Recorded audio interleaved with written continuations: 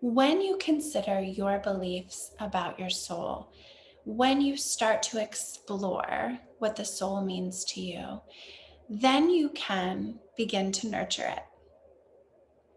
When we think about exploring, getting to know, awakening your soul, you first have to know who you are.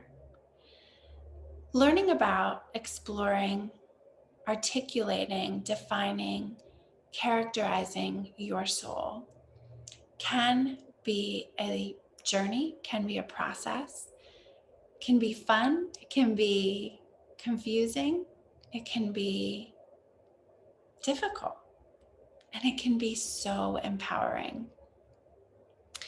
When we think about our soul, it is a very introspective type of concept and work.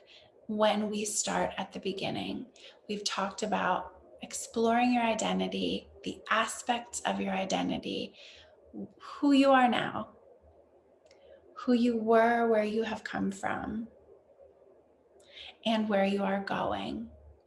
And so we talk about and we think about that search for meaning of the soul as introspective and really turning inward to identify your identity from all different aspects: cultural, family, personal, personality, biological, genetic, psychological, emotional, intellectual. There's so many aspects and features of our identity to explore. In our work in this course, we have started to explore ourselves, body, mind, and heart. In those aspects, we've touched on the soul, we've touched on the spirit, because remember, we try to pull them apart in order to examine them and consider them much more in depth, and recognizing that there's overlap. And so sometimes when we think about our experience, we think about life and we think about, what do we want in life? What do we hope for? What do we dream of? What do we envision?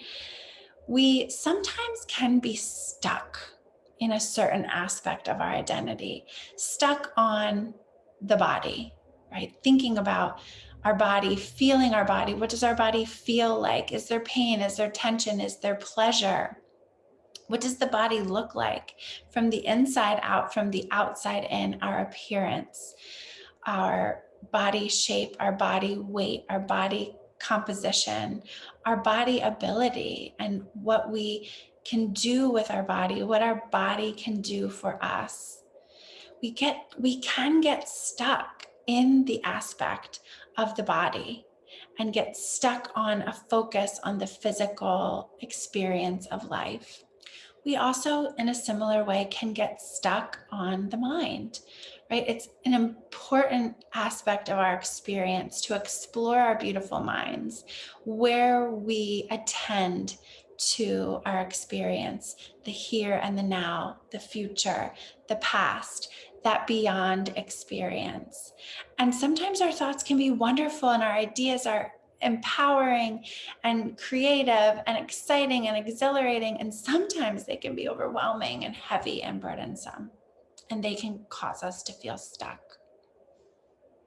Sometimes our emotions, when we turn into that heart aspect, the symbolic housing of our emotions, we recognize we have a broad range of emotions, which we've identified in a previous lesson, of allowing our energy to be fueled by emotion can be so fulfilling and can bring us joy, just as it can be important to process some of the other emotions that sometimes feel not so joyful, not so comfortable.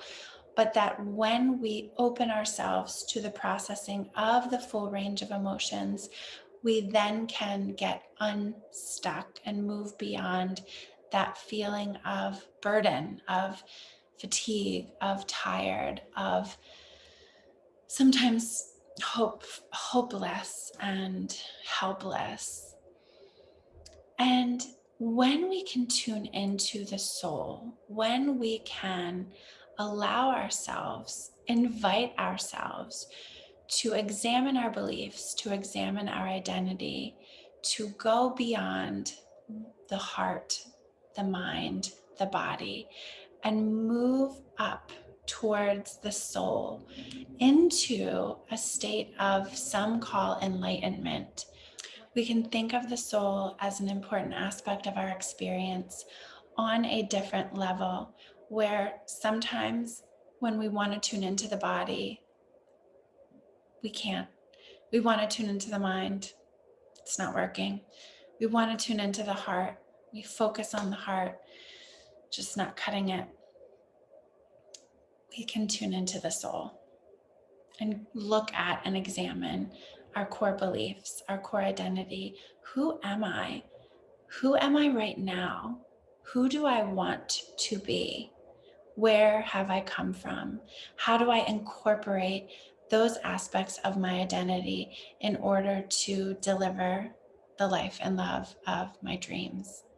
By allowing ourselves to tune into your soul, you can experience a realm of experience beyond explanation, sometimes beyond comprehension, and sometimes it can be a transcendent experience.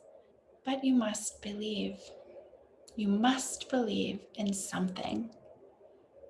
And to believe in something, it's important to explore what there is to believe in.